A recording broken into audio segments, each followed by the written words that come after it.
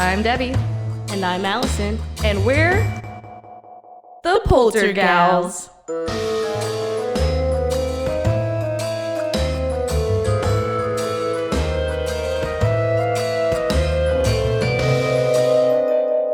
Spooky.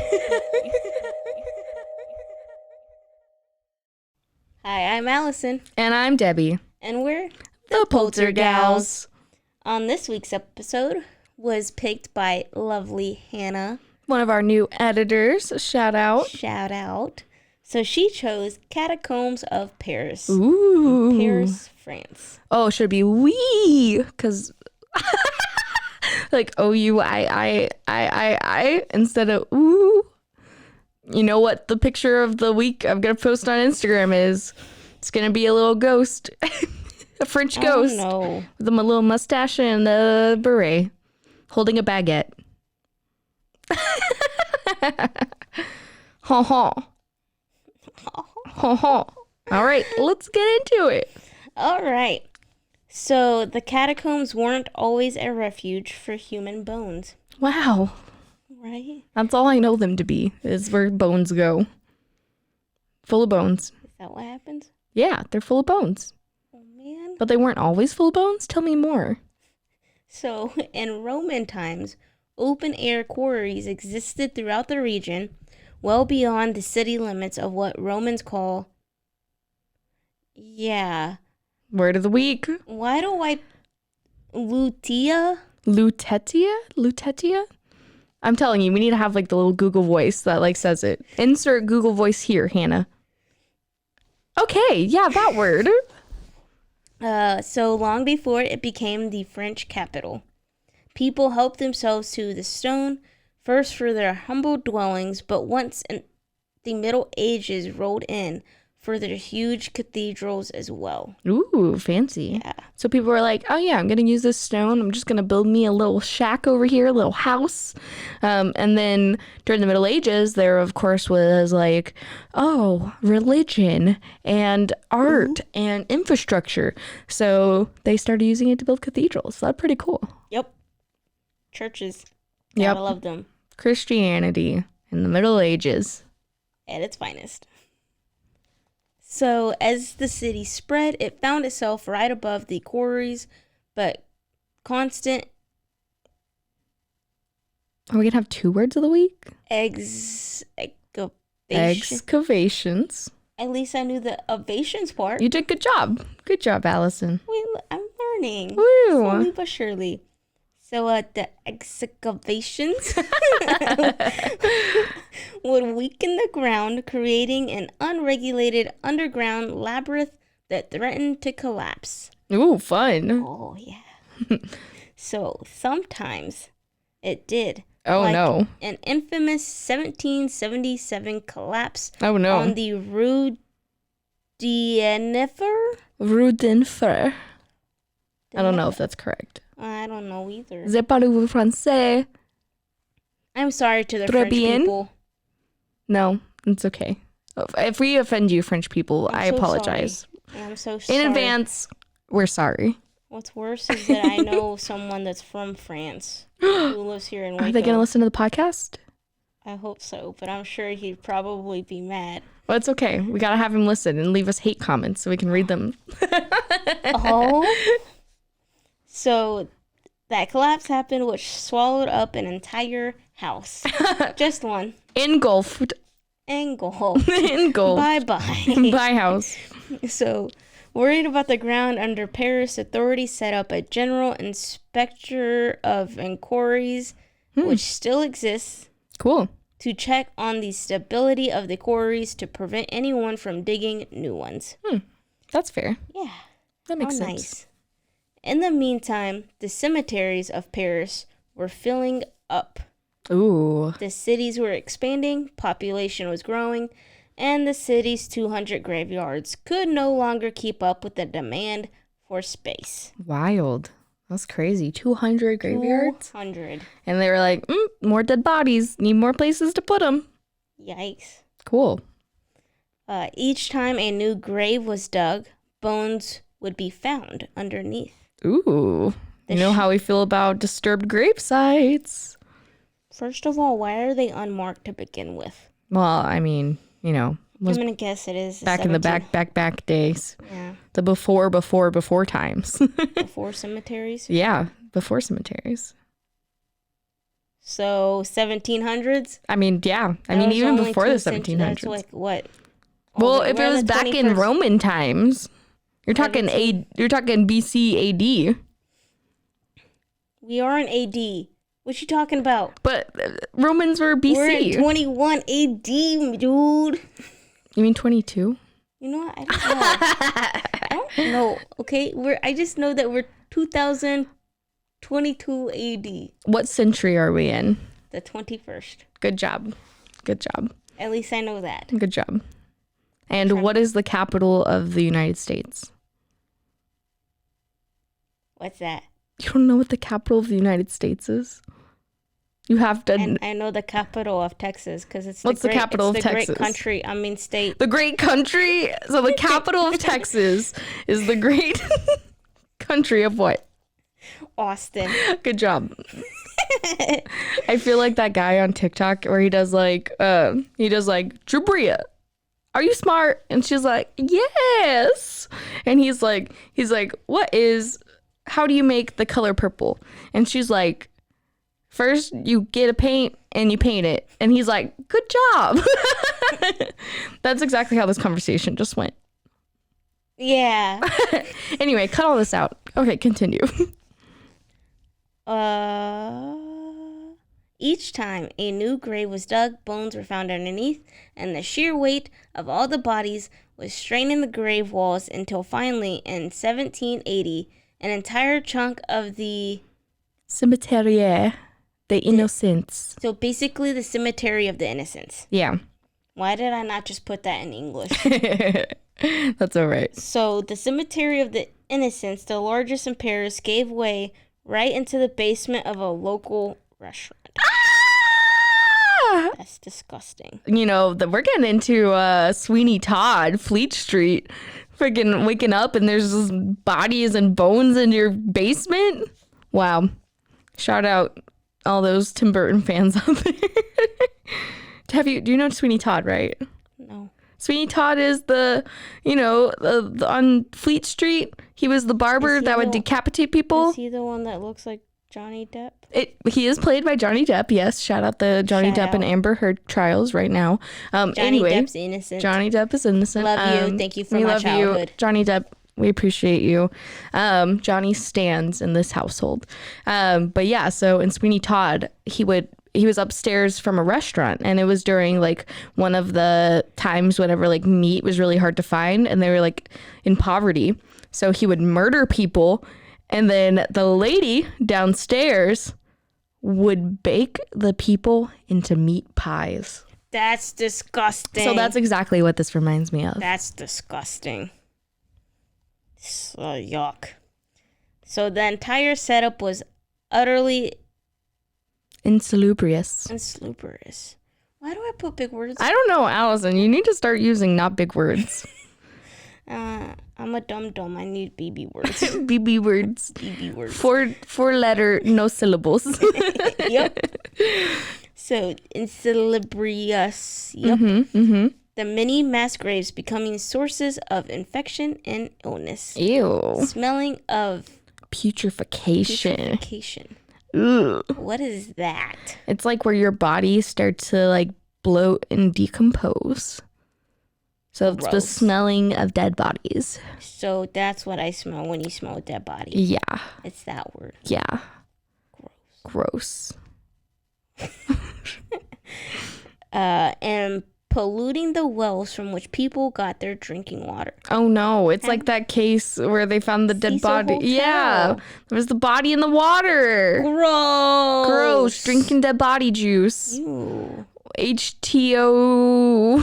I think that's more like HT. Ew, am I right? Ew. That was a good joke. As the citizenry howled, Paris finally did something about the overflowing cemetery and moved the buried remains to the former quarries of Tomb Lazare. Ooh, that's pretty close, yeah. I mean, I don't speak French, but yeah, that totally sounded right. Jacques. I'm so very sorry, Jacques. Wait, his name is Jacques? Like, Yeah. are you being racist right now, or is his name His name's actually actually Jacques? Jacques. Okay, I'll believe you this time. I'm so very sorry, French people. I love you all. You helped us in the Great War of Britain. Mi amores. I don't know. What's wrong with us? So they moved it to that tomb of Isri, whatever, in what is now the 14th. Wow, arrondissement, Yeah, sure, that and sounds that's right. how it all began. And that's how it all began. Dun dun dun. Okay. So the bones were carried in the dead of night to avoid scaring the city's respectable burghers. Sure, that sounds right. One can only imagine such a death procession with priestly robes floating past by torchlight, accompanied by the squeal of heavy carts and the whispered blessings of the clergy as the cortege moved forward. Ooh. That's terrifying. That's literally nightmare fuel right there. Nope. Are you yawning? Nope. Oh, okay. Yikes. That's disgusting. Okay. The first bones were moved in April 1786, and more would be added over time as other cemeteries filled up. By 1814, the quarries finally closed, and the tunnels would be home to 6 million Parisian souls. So sad. Wow. 6 million. 6 million. Nope. They came to be known as the Catacombs in a reference to underground Necropolis in Rome. Wow. Although in Paris they were Ossuaries rather than the places of burial. Eventually, evacuations during the 1960s would yield even more remains, but would also find their way here. The Paris Catacombs opened to the public on July 1st of 1809 with great fanfare, creating a stir among the gladiati. Don't know. Whatever. Who There visited. are too many hard words in this episode. I'm so sorry. It's okay. These included such contemporary luminaries as Napoleon III, the Emperor of Austria. Wow. Damn, why is there so much history? I know. We're learning so much. Yikes. And in the late 18th century, when major public health problems tied to the city, cemeteries led to a decision to transfer their contents to an underground site. Paris authorities chose the easily accessible site that was at the time located outside of the capital, the former Tomb Lozerie, quarries under the plain of Montrouge. Yeah, that sounds right. Wow. Good job, Allison. I'm trying. My non-existent French. In operation since at least the 15th century and then abandoned, these quarries were a small part of the labyrinth that extended under the city over approximately 800 hectares. Sure. Preparation of the site and the organization of bone transfers were entrusted to Charles Axel Guillemont. There you go. Yuck. But okay. Yep, And he's in charge. And I just want them to be like, hey, Charles, you like carrying bones, right? And he's like, maybe. And they're like, well, guess what? Now you're in charge of carrying all of the bones. You're our new bone transfer man. You're transferring into the bone industry. That's so sad. And then his title is an inspector of the Department of General Quarry Inspection. Oh, there you go. At least he had a fancy title. Yeah. I was expecting like Count de Bone Transfer or something, but no. Count of Bone Transfers. No, I don't know. Okay, Count Dula. He's the accountant of bone keeping. No, I'm kidding. Oh, no. So the mission of this department, which had been founded in 1777 by Louis XVI? Is that XVI 16th? 6? 10, 5. Yeah, 16. Yeah. Louis XVI was to consolidate the abandoned quarries following major collapses of the ground under Paris in the mid-18th century. Wow. The first evacuations were made from 1785 to 1787 and concerned the largest cemetery in Paris, the Saints Innocents Cemetery. Yeah. Wow. That was the Cimetière des Innocents. I'm glad I put it in English this time. Yeah, you put it in English second time, but Look not at the me. first time. How sad. The site was consecrated. Yep. I don't know why I was trying to say I'm just gonna have to like word of the week. I'm gonna make a whole be, post. like, It's just gonna be 5 scroll. posts. Yeah. Just scroll through, pick a word. Anywhere, anything you don't know. Here you go. Oh, maybe I can do like story trivia. So listen, pay attention now, and then I'll do like a story trivia, and then maybe whoever wins will win like a sticker or something. And whoever answers the most correct answers without cheating. No cheating, people. Gosh, just listen to the episode. I mean, if you're hearing this right now, then you obviously are listening to it. Facts. That's facts. That's how podcasts work. Crazy. Great. And the site was, as the Paris Municipal ossuary. I was gonna say Makuka. Municipality. Yeah, I don't know. Municipalities. French is about as good as Spanish with me. Municipal is English.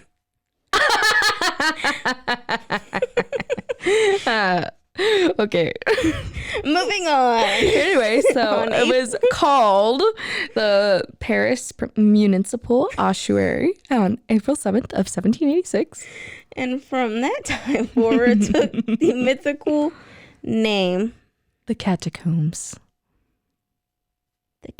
in reference to Roman catacombs, which had fascinated the public since their discovery. Cool. Starting in 1809, the catacombs were open to the public by appointment.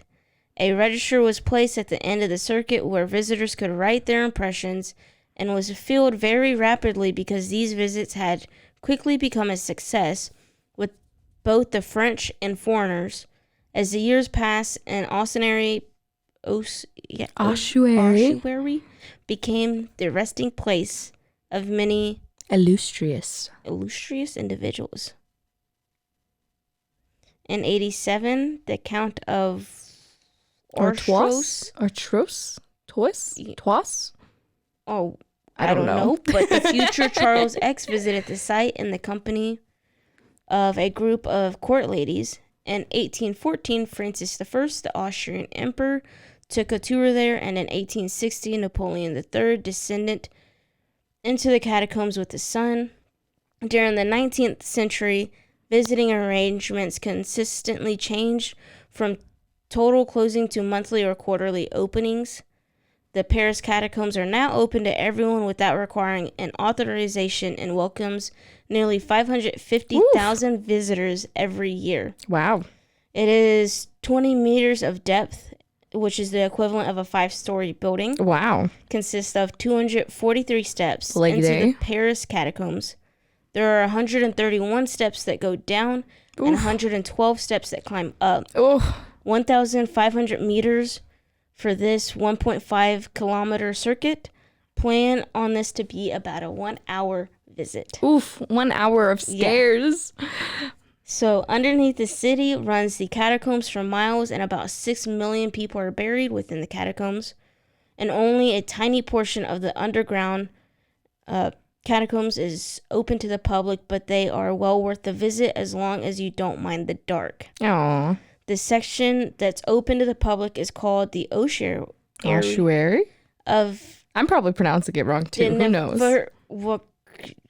Dinford Rochero? Yeah. Like Ferrero Rocher? I hope. I don't know. Across the street from the metro station of the same name. By the way, That guy. That guy was a military leader who led the heroic resistance of the city of Belfort in 1871 during the Franco-Persian War. Wow. Well, that was a lot of history. Yeah. I think it's time to take a commercial break. And now, a word from our sponsors. Spooky.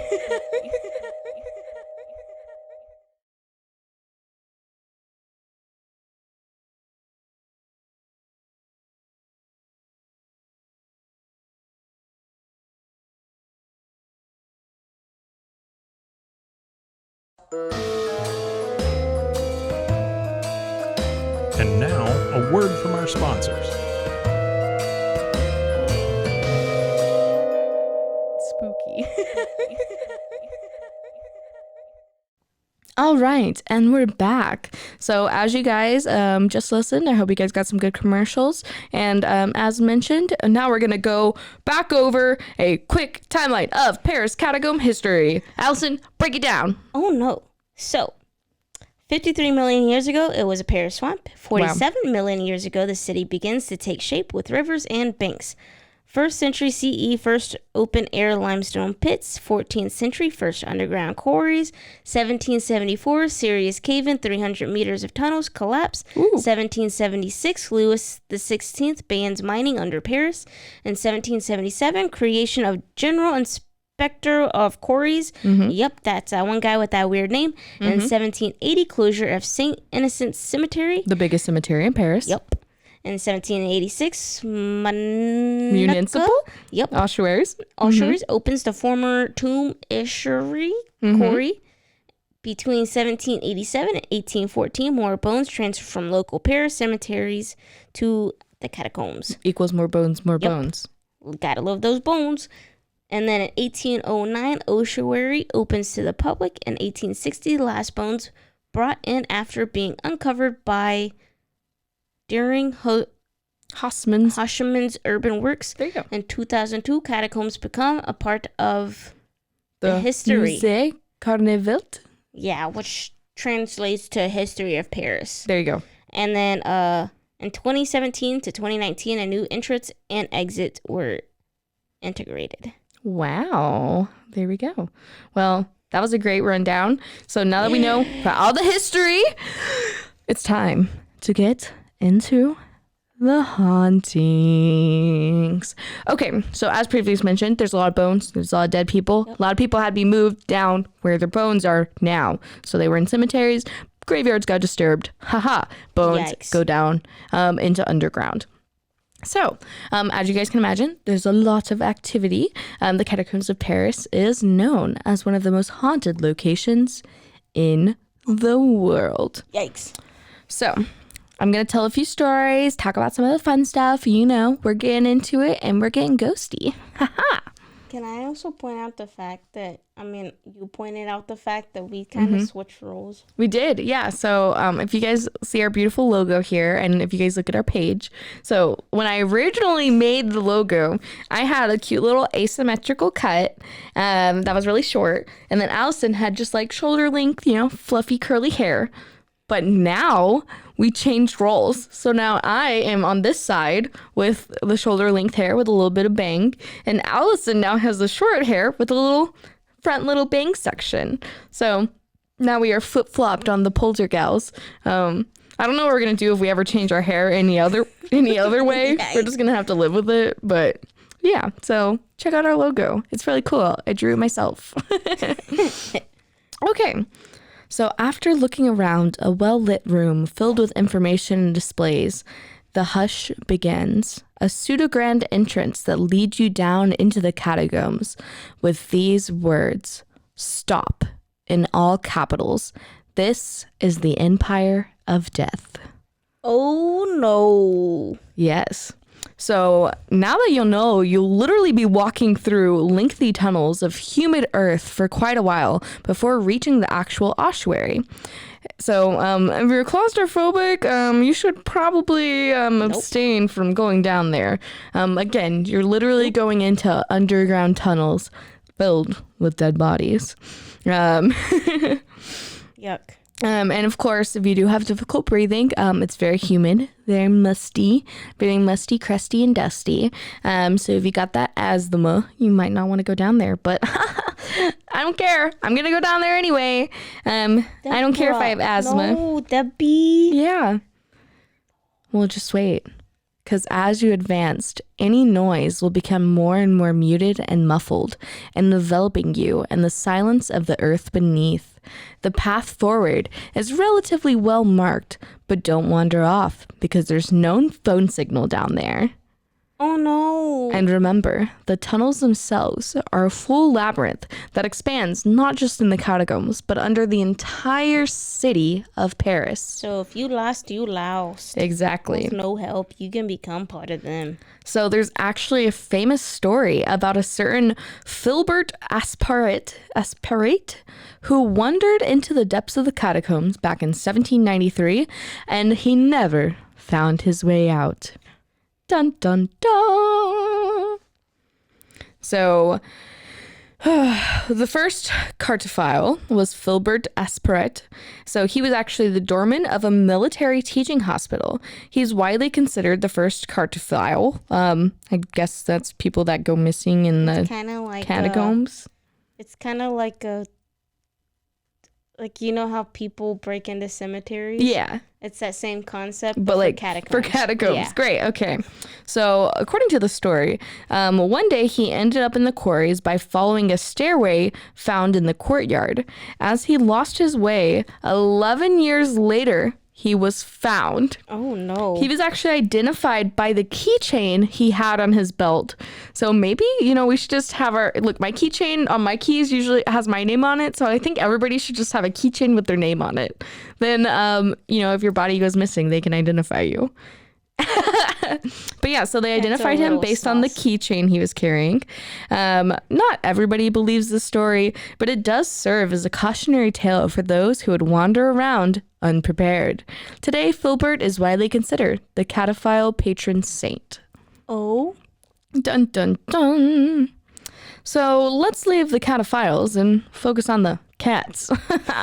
Meow, am I right? That's dumb. I'm sorry I said that. Please forgive me. That was perfect. So many Paris catacomb legends may be true or not. The choice is yours. But the story of the cat skulls is guaranteed to give you the chills. It's actually to be found in a book about underground Paris, which revealed in an 1896 discovery hundreds of skulls in the tunnels. Cat skulls. So a bunch of cats had gotten stuck in the catacombs, and of course they probably were drawn down into the tunnels, and then they probably just died there. And They then probably wanted to go see the Poltergals. I know they were ghost hunting cats. Poor kitties. Yeah, maybe they were just following the mice that goes down there. But yeah, so around 1896, they found hundreds of cat skulls. So obviously down there, you'll see plenty of astonishing things. Bones built up into unusual shapes and structures, signs with names of streets above, small rooms with vaults full of bodies. And many people claim that the catacombs are in fact haunted by the millions that are buried there today. Well, when you move some grave sites, well, yeah. Mm-hmm. It's gonna be haunted. And another story I'm going to tell is actually from found footage. It's actually rumored to contain the final glimpses of a man who went mad in the Paris catacombs. So the famed, catacombs of Paris are a series of underground tunnels. They span 200 miles again. So if you go down there, you're definitely probably going to get lost.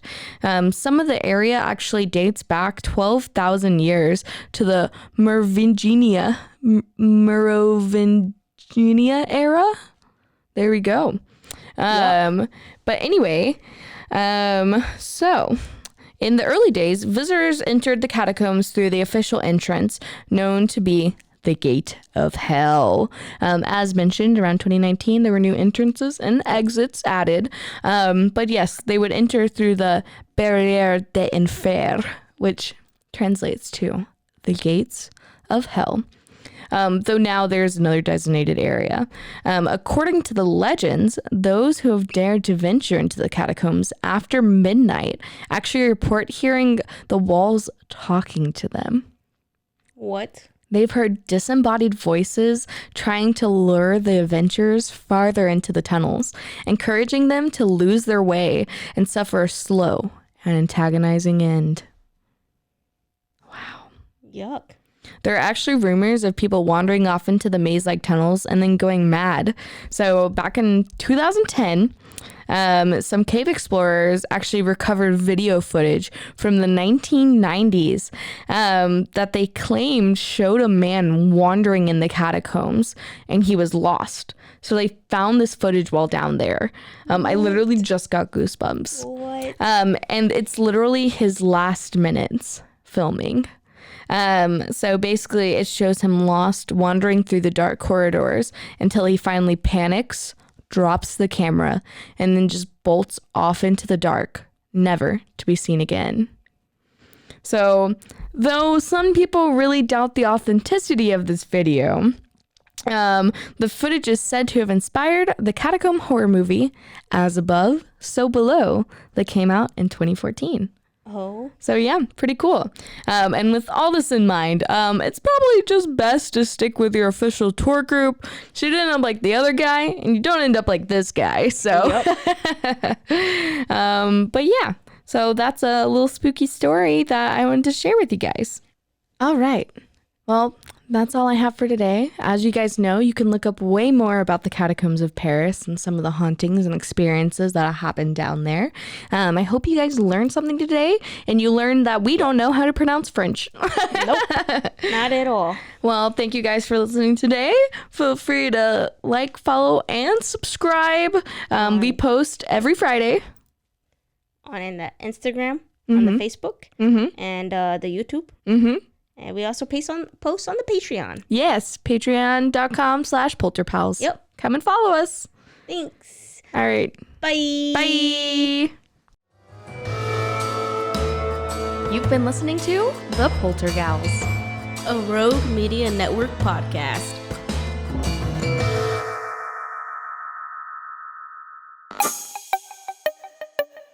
This has been a Rogue Media podcast.